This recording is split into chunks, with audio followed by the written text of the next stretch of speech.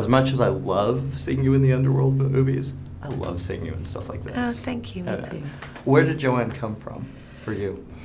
I don't know. I feel like she's a really bright, vulnerable woman who's had, you know, certain disappointments and things happen, and she's at a moment in her life where she wasn't really expecting to be here, and she's kind of, you know, she's sort of at sea. They all are. All the characters in this movie are at a moment in their life where they kind of didn't think they'd be doing what they're doing, or they thought they'd be doing something else. And I just think that's a lovely moment to have a movie happen when everyone's there. I feel like this is, and I was telling Jeff this, I feel like this, there's a lot of movies now, especially through Amazon, that you're seeing kind of a return to that 70s style. Yeah.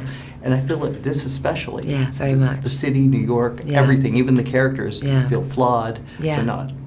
Was that what attracted you to it? Yeah, it was, and also it's, you know, when you hear about sort of the bare bones of the movie, it could be played as a kind of rather arch or sort of morality tale, and it's not. It's human beings being human and not necessarily being that great at it or doing it perfectly. And you know, it's kind of a small story, but it's big things, and I really like that. What I loved about your character specifically is that she is not portrayed as a villain or the bad guy. Yeah. Which I think technically the mistresses usually are.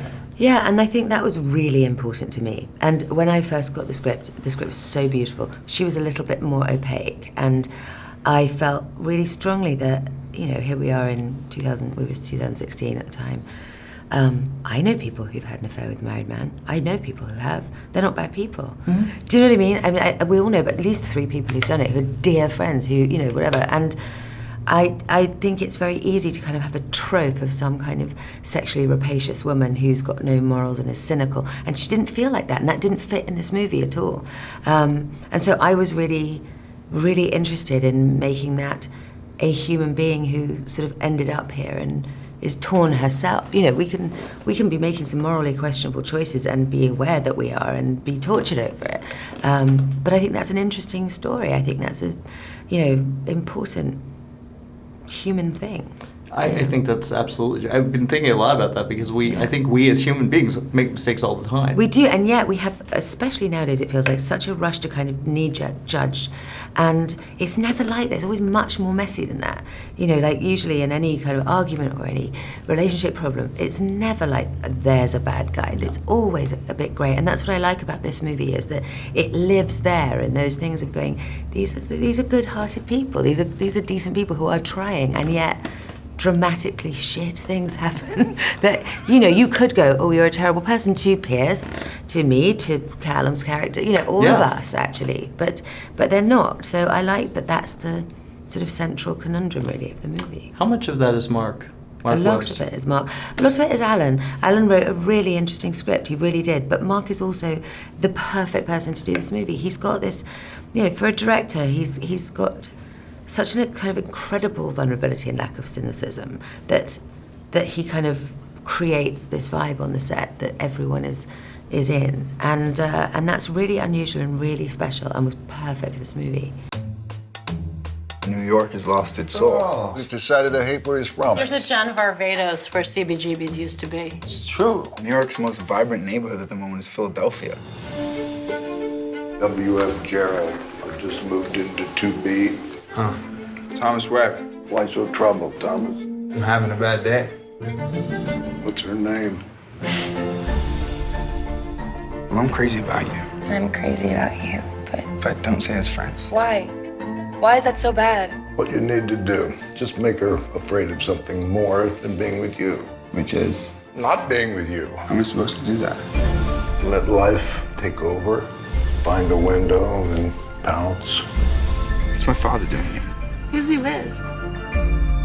I don't know. It's about my mother. That's her. The other woman. Excuse me, you don't know who I am. Yes, I do. You do? You're the boy who follows me. You're also Ethan's son.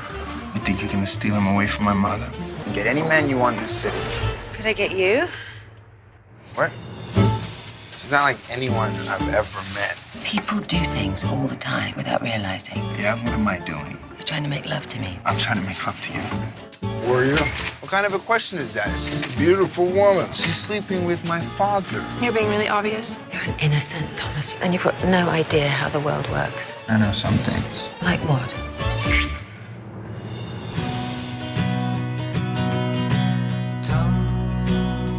Did you sleep with her? Why do you care? In life, what is it that you want? Is there anything I should know?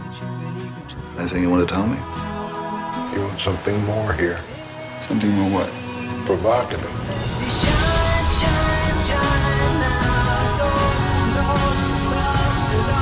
Things have gotten messy. You are just like them. They won, Thomas. I want to bail, but I can't.